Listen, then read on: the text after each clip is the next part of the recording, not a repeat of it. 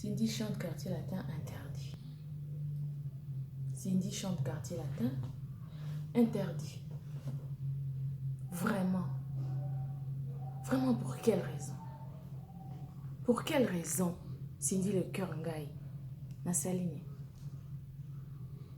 Vraiment, qu'est-ce que j'ai fait pour que le concert est annulé? Avec ma énergie, nous sommes tout ici. Avec autant d'argent au ebimi pour na panneau. Car le concert est annulé. Vraiment, pour nani acharnement modèle.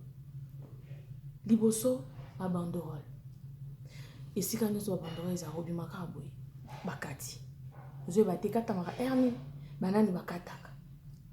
Pour une raison ni. Vraiment, c'est malheureux. Ils ont ça la passe dans le thème. Ils ont ça la vraiment passe dans le thème. Ngai, je sais que franchement, on a ça les lorotés. On a ça les côté. Et si on répète l'eau et l'objet, moto a ça les lorotés, à la puni.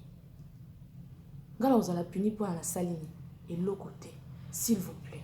En tout cas, la sengi na bakonza mboka na biso, gouvernement ya mboka na biso. Mesure aujourd'hui au lever yango.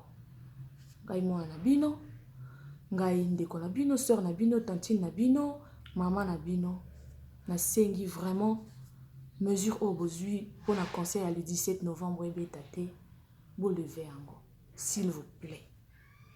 S'il vous plaît. Parce que ça concert moko batoizo zela vraiment de partout. Batoizo zela concert vraiment. S'il vous plaît, bozala na motema malamu, bozala humain. Bozala vraiment na motema malamu. Ya ko lever mesure wana obozi pour le concert le 17. Mais de toutes les façons, ma fan na biso ya quartier latin, ma fan ya Cindy le cœur. Ngai nazala déjà prête. Ngai quartier latin, tout a déjà décidé. Mkolango wana le 17. Moi je vais quitter ma maison na okende pour moi. Na okende. Et puis bino pe boya. Po toyemba kaka.